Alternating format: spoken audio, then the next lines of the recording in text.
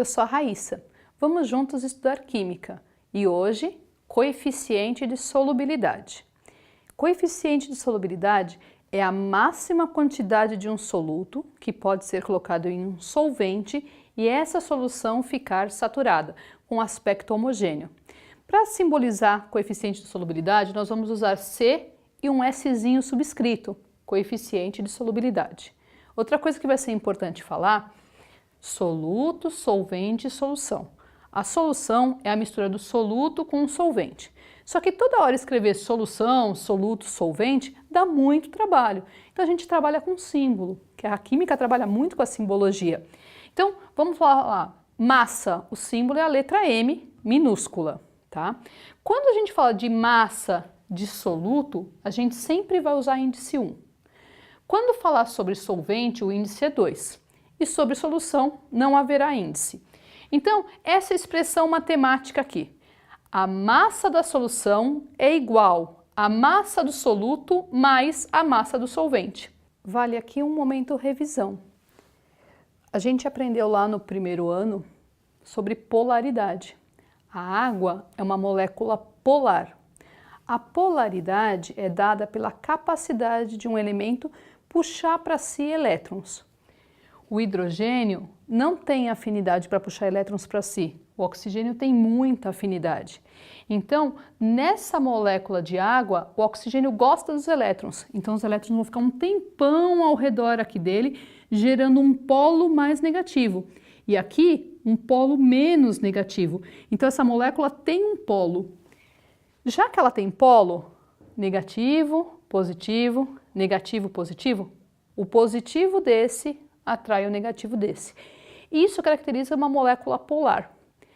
Essa molécula, essas duas moléculas, elas são atraídas entre si, gerando uma força intermolecular chamada ligação de hidrogênio. A ligação de hidrogênio é uma força intermolecular forte, o que permite que as moléculas de água fiquem juntas. E aí, para mudar de estado, além de vencer a pressão atmosférica, também tem que quebrar essa força intermolecular, fazer a molécula vibrar para quebrar e mudar de estado físico. Então a ligação de hidrogênio é uma ligação muito forte.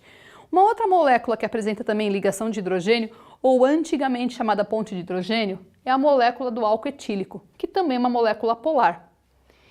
O oxigênio ligado ao hidrogênio gera essa polaridade aqui na molécula. Aqui é uma parte polar, apolar, e uma parte polar. O hidrogênio é atraído pelo oxigênio, que é mais eletronegativo, o hidrogênio menos eletronegativo, gerando também as pontes de hidrogênio. O álcool se mantém bem no estado líquido também, mas é mais fácil romper. Se eu abro um frasco de álcool aqui, você aí pode estar sentindo o cheiro do álcool que vai estar saindo das moléculas, diferente da água que a gente não vai perceber. Então essa ligação é rompida. Gasolina. Você entra no posto, você pode estar dormindo no banco de trás do carro. Entra no posto, estou num posto de gasolina. Por quê? As moléculas de gasolina, C8H18, são moléculas apolares. A força com que o carbono gosta de elétrons é a mesma com que o hidrogênio atrai os seus elétrons. Então não existe polo. Como a molécula é muito grande, eu representei aqui por essa figura simétrica. A força de atração entre as moléculas existe, só que ela é chamada ligação de Van der Waals. Essa ligação é muito frágil. Então eu tenho gasolina no estado líquido, se eu abrir o frasco e deixar aberto, vai evaporar tudo. Por quê? Essa vai romper essa ligação e as moléculas vão passar para o ar. Por isso que a gente sente tão rápido um cheiro de gasolina. Se eu misturar então duas substâncias polares, água e álcool, elas têm afinidade. Então a água e o álcool se misturam. O álcool dissolve na água em qualquer quantidade e eu vou obter uma solução. Semelhante dissolve semelhante. Polar dissolve polar. No outro caso aqui, agora eu colocar gasolina e água, a gente já tem noção que forma uma mistura heterogênea. A gasolina menor densidade fica em cima, a água maior densidade fica embaixo. Por quê? A gasolina é uma molécula apolar. Não se dissolve em moléculas polares como a água. Então, ficam separadas, cada um no seu ambiente. E isso forma uma mistura heterogênea. O nosso âmbito de estudo vai ser aqui, para as soluções. Então, nós vamos colocar todas as nossas forças agora em estudar o que ocorre com as soluções. O coeficiente de solubilidade dessas duas substâncias aqui expresso: sal de cozinha, cloreto de sódio, 36 gramas de cloreto de sódio por 100 gramas de água a 20 graus Celsius. Enquanto que do cloreto de amônio, 45,8 gramas de cloreto de amônio em 100 gramas de água a 40 graus Celsius. O que quer dizer? Que se tiver a temperatura de 20 graus Celsius, eu posso colocar até 36 gramas do soluto em 100 gramas de água que dissolve. Agora, para o cloreto de amônio, então eu estou colocando a temperatura de 40 graus Celsius, eu posso colocar até 45,8 gramas de cloreto de amônio.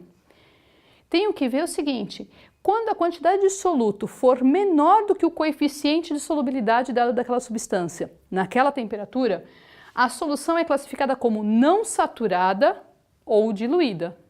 Agora, se a quantidade de soluto for igual ao coeficiente de solubilidade, eu vou ter uma solução saturada. Se a quantidade de soluto for maior do que pede o coeficiente de solubilidade, eu vou ter uma solução saturada, porém com corpo de chão, um depósito do soluto lá embaixo porque não conseguiu dissolver. Já sabemos dar a notação oficial do coeficiente de solubilidade. Agora vamos fazer a interpretação de gráficos de coeficiente de solubilidade. Todo gráfico tem os seus eixos, todo eixo tem que ter nome. Esse eixo é da solubilidade. Em que unidade de medida? Gramas da substância por 100 gramas de água. E o outro eixo, temperatura. Como medida? Em graus Celsius. Então aqui eu tenho que a 10 graus Celsius, sobe, bate na curva e lê.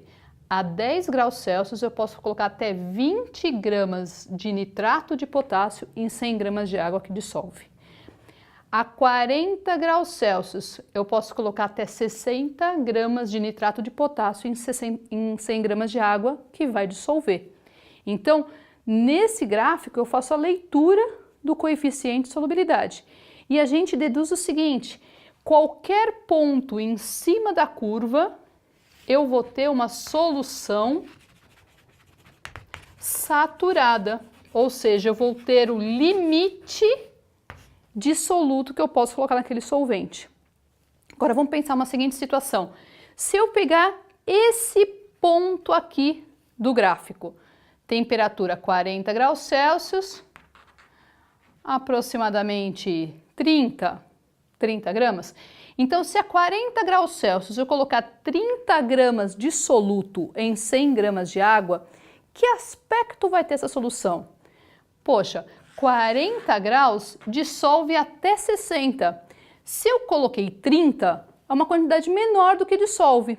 Então, eu vou ter uma solução diluída ou não saturada. Por quê? Porque não chegou ainda ao seu limite, até o seu coeficiente de solubilidade. Então, qualquer ponto abaixo da curva vai me dar uma solução saturada, uma solução insaturada ou não saturada. Diferente, vamos pensar agora, pegar este ponto aqui, 10 graus Celsius e aqui 100. Fazer uma leitura assim. Se a 10 graus Celsius eu colocar 100 gramas de nitrato de potássio, é muito, porque a 10 graus Celsius só dissolve 20. Eu coloquei 100, 80 gramas não vai dissolver. Então vai ter formação de um corpo de fundo. Então aqui eu vou ter uma solução com corpo de fundo. Deu para tirar legal essas definições em cima do gráfico? Qualquer ponto em cima da curva, solução está saturada. Abaixo da curva, insaturada. E acima da curva, com corpo de chão. Verificando agora esse outro gráfico, que traz duas curvas de solubilidade de duas diferentes substâncias, nitrato de potássio e cromato de potássio. Essas curvas têm um ponto de intersecção, ou seja, uma temperatura, no caso 40 graus Celsius, em que as duas possuem a mesma solubilidade. Vamos dar uma atenção especial abaixo de 40 graus Celsius e depois acima de 40 graus Celsius. Para tal, eu vou escolher uma temperatura. Por exemplo, 20 graus Celsius. A 20 graus Celsius, o nitrato de potássio solubiliza, vamos colocar aqui, 10 gramas de nitrato de potássio. Enquanto que a 20 graus Celsius, a outra substância, o cromato de potássio, solubiliza 20 gramas. Qual das duas solubiliza maior quantidade? O cromato de potássio. Então quer dizer que abaixo de 40 graus Celsius, o cromato de potássio é mais solúvel que o nitrato de potássio. Vamos ver agora para o lado de lá. Vamos imaginar aqui 60 graus Celsius. Subo no gráfico, venho fazer uma leitura aqui. Dá 35. Então, a 60 graus Celsius solubiliza 35 gramas de cromato de potássio. E do nitrato de potássio? 100. Então, acima de 40 graus Celsius, a substância nitrato de potássio é mais solúvel que a substância cromato de potássio. Então, a gente pode fazer algumas comparações no gráfico. Mas, veja, é só fazer a análise da temperatura e da solubilidade. Quem solubiliza mais é mais solúvel. Existem soluções que a solubilidade aumenta com o aumento da temperatura. É como a gente vê nessa curva aqui ascendente do nitrato de potássio. Quanto maior vai indo a temperatura, maior vai subindo a solubilidade, o valor da solubilidade daquela substância. E essas soluções são classificadas como dissoluções endotérmicas. Elas absorvem energia para dissolver mais. Existem as dissoluções exotérmicas, que diminuem a solubilidade com o aumento da temperatura. Coloquei aqui uma curva descendente do sulfato de cério para dar como exemplo.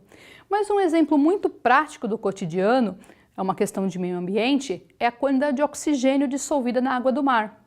Com o aumento da temperatura da água do mar, a quantidade de oxigênio está diminuindo. Por quê? Aumentando a temperatura, diminui a quantidade de oxigênio na água e aí causa os efeitos de mortandade, falta de oxigênio para os peixinhos e outros animais marinhos. Por quê? O oxigênio é uma dissolução exotérmica. Ela vai conforme diminui a temperatura, tem mais oxigênio dissolvido na água do mar. Vimos até agora várias situações de aumento de solubilidade, diminuição da solubilidade. Vamos ver mais um gráfico agora, onde a gente vai apresentar os pontos de inflexão. Vamos ver no slide. Esse gráfico traz a curva de duas substâncias, mas são substâncias que têm grau de hidratação. Pode ver aí que tem assim a substância, pontinho e água, uma quantidade de água, né? Então, a gente lê na primeira curva vermelha, cloreto de cálcio hexaidratado, cloreto de cálcio tetrahidratado, cloreto de cálcio bihidratado. Então, esse pontinho e a quantidade de água diz que é um composto com grau de hidratação. Quando a gente coloca isso numa curva, repara que tem pontos de inflexão, que são essas ondinhas que vão sendo formadas no gráfico. Então, o aumento da temperatura modifica o grau de hidratação do composto, provocando os tais pontos de inflexão. Ele, além de indicar a alteração no grau de hidratação, determina uma inclinação na curva de solubilidade, diferenciando a solubilidade daquela substância.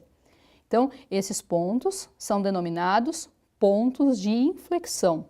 Resumindo, nós vimos nessa aula o conceito de coeficiente de solubilidade e como interpretar esse conceito em gráficos, vendo diferentes situações que podem acontecer, maior, menor solubilidade, os pontos de inflexão. Agora, o que a gente precisa é estudar um pouquinho esses conceitos fazendo exercícios. Bons estudos!